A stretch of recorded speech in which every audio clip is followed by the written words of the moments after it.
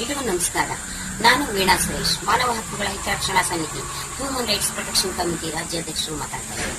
ನಾನು ಇವತ್ತು ನಿಮ್ಮ ಮುಂದೆ ತಗೊಂಡು ಬಂದಿರೋ ವಿಷಯ ಏನಂದ್ರೆ CAA ಅಂದ್ರೆ ಸಿಟಿಸನ್ಶಿಪ್ ಅಮೆಂಡ್ಮೆಂಟ್ ಆಕ್ಟ್ ಅಂತ ಹೇಳಿದ್ರು. ಹಾಗಂದ್ರೆ ಏನು? ಈ ಎಲ್ಲ ಮಾತಾಡ್ತಾ ಇದ್ದಾರಲ್ಲ, ಏನಿರ್ಬೋದು ಇದ್ರ ಬಗ್ಗೆ, ಅದರ ವಿಷಯ ನಿಮ್ಗೆ ಒಂದು ಸ್ವಲ್ಪ ತಿಳಿಸೋಣ ಅಂತ ನಾನು ಬಂದಿದ್ದೀನಿ.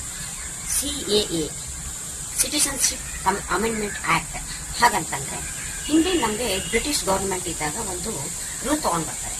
ಏನು ಅಂತಂದ್ರೆ ಹಿಂದೂ ರಾಷ್ಟ್ರ, ಮುಸ್ಲಿಂ ರಾಷ್ಟ್ರ ಅಂತ ಹೇಳಿ ಎರಡು ಸಪರೇಟ್ ಮಾಡಿದಾಗ ಅವ್ರುಗಳು ನಮ್ಮ ದೇಶದಲ್ಲಿ ಒಪ್ಕೊಂತಾರೆ, ಅವ್ರ ಪಾಕಿಸ್ತಾನ ದೇಶದಲ್ಲಿ ಒಪ್ಕೊಂತಾರೆ. ಅವಾಗ ಏನಾಗುತ್ತೆ, ಬ್ರಿಟಿಷ್ ರೂಲು ಏನ್ ಹೇಳುತ್ತೆ ಅಂತಂದ್ರೆ, ಒಂದು ನಿಮ್ಮ ದೇಶದಲ್ಲಿ ನೀವು ಹಿಂದೂಗಳಿರಿ, ಅವರ ದೇಶದಲ್ಲಿ ಮುಸ್ಲಿಮರಿರ್ತಾರೆ ಅಂತ ಹೇಳ್ತಾರೆ. ಆಗ್ಲಿಂತ ಒಪ್ಕೊಂತಾರೆ. ಆದ್ರೆ ನಮ್ಮ ದೇಶದ ಮಹಾತ್ಮ ಗಾಂಧಿ ಏನ್ ಹೇಳ್ತಾರೆ ಅಂತಂದ್ರೆ, ನಮ್ಮ ದೇಶದಲ್ಲಿ ಮುಸ್ಲಿಮರು ಕೂಡ ವಾಸ ಮಾಡಬಹುದು, ನಮಗೆ ಅದರ ಅಭ್ಯಂತರ ಏನೂ ಇಲ್ಲ ಅಂತ ಅವರು ಹೇಳ್ತಾರೆ. ಆದ್ರೆ ಏನಾಗುತ್ತೆ, ಈ ಪಾಕಿಸ್ತಾನದಲ್ಲಿ ಅವರು ನಮ್ಮ ಹಿಂದೂಗಳು, ಸಿಖ್ಖರು, ಪಾರ್ಸಿ ಎಲ್ಲರೂ ಅಲ್ಲಿ ಇದ್ದಾಗ ಅವ್ರಿಗೆ ಇರೋದಕ್ಕೆ ಅವಕಾಶ ಆಗೋದಿಲ್ಲ, ಕಷ್ಟ ಕೊಡ್ತಾರೆ, ತೊಂದರೆ ಕೊಡ್ತಾರೆ. ಸಂಸ್ಕೃತಿ ಮತ್ತೆ ನಮ್ಮ ಒಂದು ದೇಶದ ಒಂದು ಏನು ಭಾಷೆ, ವೇಷ ಪ್ರತಿಯೊಂದಕ್ಕೂ ಅವರಿಗೆ ತೊಂದರೆ ಆಗುತ್ತೆ ಅಲ್ಲಿರೋರಿಗೆ. ಅವಾಗ ಏನಾಗುತ್ತೆ, ಅಲ್ಲಿಂದ ಇಲ್ಲಿಗೆ ನಮ್ಮ ದೇಶಕ್ಕೆ ವಲಸೆ ಬರಕ್ಕೆ ಪ್ರಾರಂಭ ಆಗುತ್ತೆ. ಇಲ್ಲಿ ಬಂದಾಗ ಏನಾಗುತ್ತೆ, ನಮ್ಮ ದೇಶದಲ್ಲಿ ಹೇಳ್ತಾರೆ ಇರಬಹುದು ನೀವು ಇಲ್ಲಿ, ಆದ್ರೆ ಏನಾಗುತ್ತೆ ಅಂತಂದ್ರೆ ನಿಮ್ಗೆ ಇಲ್ಲಿ ನಮ್ಮ ದೇಶದ ಪೌರತ್ವವನ್ನು ಕೊಡೋದಿಲ್ಲ ಹಾಗಂತ ಹೇಳಿ ನಮ್ಮ ದೇಶದಲ್ಲಿ ಪ್ರಧಾನಿ ಹೇಳ್ತಾರೆ. ಅವಾಗ ಅಲ್ಲಿಂದ ಬಂದವರಿಗೆ ಇಲ್ಲಿ ಕಷ್ಟ ಆಗುತ್ತೆ, ಇಲ್ಲೂ ಇರಕ್ಕಾಗೋದಿಲ್ಲ ಅವ್ರಿಗೆ.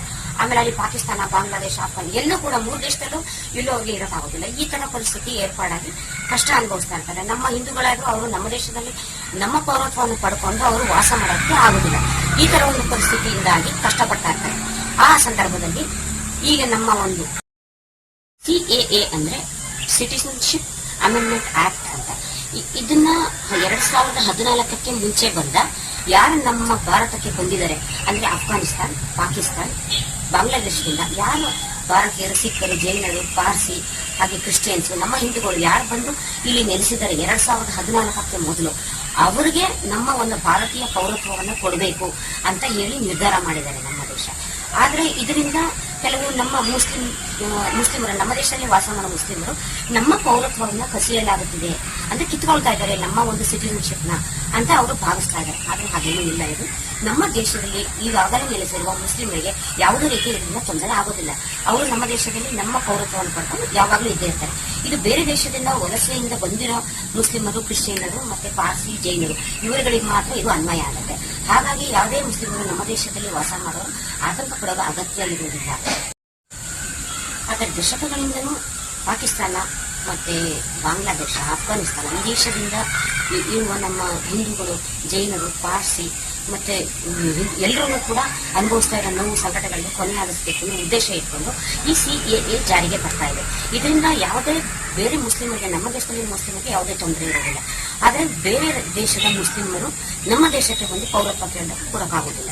ಬರೀ ಇಲ್ಲಿ ನಮ್ಮ ಒಂದು ಈ ಮುಸ್ಲಿಮೇತರ ಯಾರಿದ್ದಾರೆ, ಜೈನ, ಪಾರ್ಸಿ, ಕ್ರಿಶ್ಚಿಯನ್ಸ್, ಅವ್ರಿಗೆ ಮಾತ್ರ ನಮ್ಮ ದೇಶದ ಪೌರತ್ವ ಕೊಡಲಾಗುತ್ತದೆ. ಇಷ್ಟು ಬಿಟ್ರೆ ಯಾವುದೇ ನಮ್ಮ ದೇಶದ ಮುಸ್ಲಿಮರಿಗೆ ತೊಂದರೆ ಆಗೋದಿಲ್ಲ, ಮತ್ತೆ ಬೇರೆ ದೇಶದ ಮುಸ್ಲಿಮರಿಗೆ ಇಲ್ಲಿ ಪೌರತ್ವನ ಕೊಡಲಾಗುವುದಿಲ್ಲ ಅಂತ ನಮ್ಮ CAA ಆಕ್ಟ್ ಹೇಳ್ತಾ ಇದೆ. ಇದರಿಂದ ಬೇರೆ ದೇಶದಲ್ಲಿ ನೆಲೆಸಿರೋ ಎಲ್ರಿಗೂ ನಮ್ಮ ಒಂದು ಜೈನ, ಪಾರ್ಸಿ, ಕ್ರಿಶ್ಚಿಯನ್ಸ್ ಯಾರ್ಯಾರಿದ್ದಾರೆ ಅವರಿಗೆ ಧಾರ್ಮಿಕ ಮತ್ತು ಸಾಂಸ್ಕೃತಿಕವಾಗಿ ಅಲ್ಲಿ ಜೀವನ ಮಾಡೋಕ್ಕೆ ತೊಂದರೆ ಆಗಿರೋರಿಗೆ ಇಲ್ಲಿಗೆ ಬಂದು ನೆಲೆಸಕ್ಕೆ ಅವಕಾಶ ಆಗಿ ಅವರು ನೆಮ್ಮದಿಯಾಗಿ ಜೀವನ ಮಾಡ್ಬೋದು ಅನ್ನೋ ಉದ್ದೇಶ ಇಟ್ಕೊಂಡು ಈ ಅಮೆಂಡ್ಮೆಂಟ್ ಅನ್ನ ತಗೊಂಡು ಬಂದಿದ್ದಾರೆ. ಇದಕ್ಕಾಗಿ ಎಲ್ರೂ ಅರ್ಥ ಮಾಡಿಕೊಂಡು ನಮ್ಮ ದೇಶದಲ್ಲಿ ಇದಕ್ಕೆ ಸಹಕರಿಸಬೇಕು ಅಂತ ನಾನು ಈ ವಿಡಿಯೋ ಮೂಲಕ ನಿಮ್ಮೆಲ್ಲ ಕೇಳ್ತಾ ಇದ್ದೀನಿ. Thank you so much. ಈ ವಿಡಿಯೋನ ಲೈಕ್ ಮಾಡಿ, ಶೇರ್ ಮಾಡಿ, ಸಬ್ಸ್ಕ್ರೈಬ್ ಮಾಡಿ. ಈ ವಿಷಯ ಒಂದಷ್ಟು ಜನಕ್ಕೆ ತಲುಪಲಿ, ಅರ್ಥ ಆಗಲಿ ಅನ್ನೋ ಉದ್ದೇಶದಲ್ಲಿ ಈ ವಿಡಿಯೋ ಮಾಡಿ. ನಮಸ್ಕಾರ.